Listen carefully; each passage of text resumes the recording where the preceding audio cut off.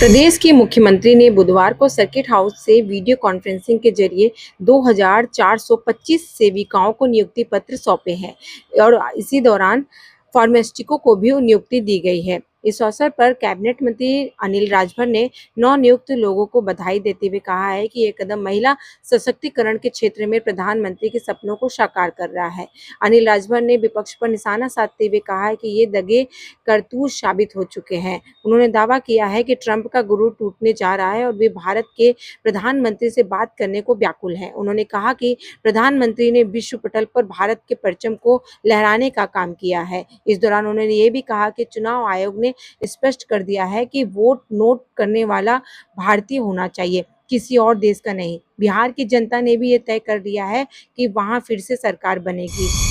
2425 जो हमारी बहनों को सेविका के पद पर आज नियुक्ति की गई है, उनको नियुक्ति प्रमाण पत्र वितरित किया गया है। साथ ही हमारे फार्मासिस्टों को भी नियुक्ति पत्र मिला है आज। मैं उनके उज्जवल कार्यकाल की प्रार्थना करता हूं, उनको और उनके परिवार के लोगों को ढेर सारी शुभकामना देता हूं। और महिला सशक्तिकरण के क्षेत्र में आज जो माननीय प्रधानमंत्री जी के सपने को साकार करने के लिए उत्तर प्रदेश की योगी जी की सरकार ने जो काम किया है, उस बात के लिए मैं अपने माननीय मुख्यमंत्री जी को भी साधुवाद देता हूं। बहुत बहुत धन्यवाद करता हूं। मंत्री की बात की जाए तो आप यहाँ पर रोजगार दे रहे हैं। कल लखनऊ में जिस तरह से विद्यार्थी लगातार रोजगार उनको नहीं मिला, विरोध प्रदर्शन कर रहे हैं, लगातार अखिलेश यादव विश्व कर रहे हैं, क्या? नहीं, मैं तो वहीं से आया हूँ, मेरा ही कार्यक्रम था और समाजवादी पार्टी के नेता से मैं कहना चाहता हूँ कि कभी मौके पर जाकर देखें। कल जो लखनऊ में भीड़ आई वो इस बात को प्रमाणित करती है कि नौजवानों का कितना भरोसा है सरकार के सिस्टम पर और सरकार पर। उनको भरोसा है तब वो आए। और मैं आज कहना चाह रहा हूँ कि कल शाम तक वहाँ 10,000 का लक्ष्य हमने निर्धारित किया है और कल शाम तक 10,000 से ज़्यादा बेरोजगार नौजवानों को देश के अंदर भी और देश के बाहर भी सेवा योजित कराने का काम हमारी सरकार करेगी। 50% टैरिफ लगाई जा रही है, लगातार विरोध जारी है। देखिए, ट्रंप का गुरूर टूटने जा रहा है। कल से लगातार अमेरिका के राष्ट्रपति श्रद्धेय प्रधानमंत्री जी से बात करने के लिए व्याकुल हैं, कई बार वो प्रयास कर रहे हैं। आज हम सब लोगों को गर्व है कि देश और दुनिया के सबसे लोकप्रिय राजनेता श्रद्धेय प्रधानमंत्री श्री मोदी जी ने माँ भारती के परचम को आज जो बुलंद करने का काम किया है।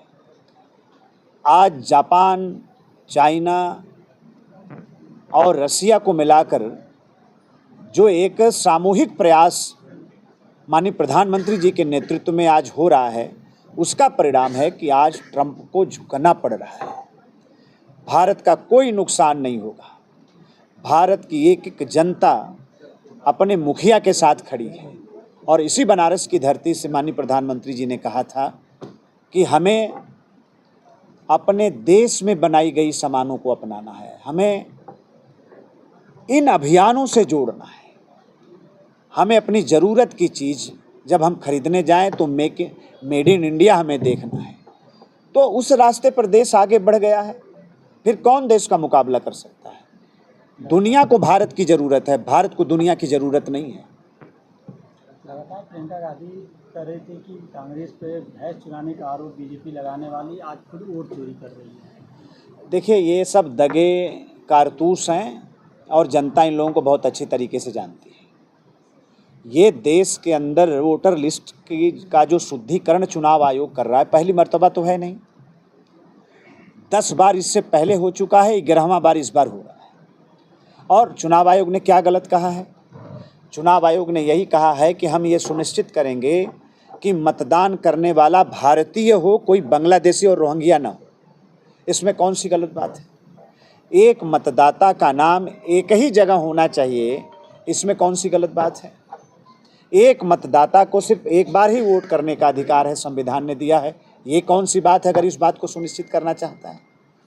तो फर्जी वोटरों के सहारे जो लोग राजनीति की दुकान चलाया करते थे, उनकी दुकानों को, फर्जी मतदाताओं को वोटर लिस्ट से निकालकर उनकी दुकानों को बंद करने का काम जो चुनाव आयोग कर रहा है, हम लोग इस बात का अभिनंदन करते हैं।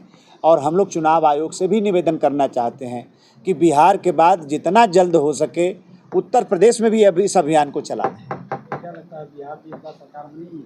अरे कहने की बात है, जनता ने वहाँ तय कर लिया है, बिहार की सम्मानित जनता ने वहाँ तय कर लिया है, सरकार बनेगी, एब्सोल्यूट मेजॉरिटी के साथ बनेगी, पिछले बार से भी मजबूत और बड़ी सरकार बनेगी। राहुल गांधी को कह रहे हैं कि इस बार खदेड़ दिया जाएगा।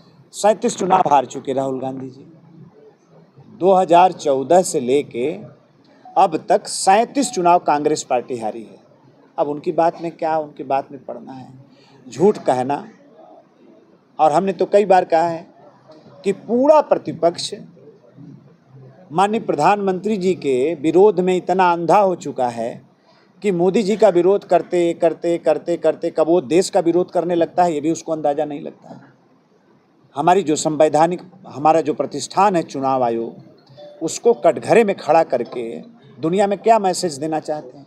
आप एक आरोप राहुल गांधी का बताइए जो सच साबित हुआ हो, एक आरोप। आप राफेल से लेकर यहाँ तक आ जाइए, झूठी बात कहना और फिर कोर्ट में जाके माफ़ी मांगना कौन करता है? राहुल गांधी करते हैं।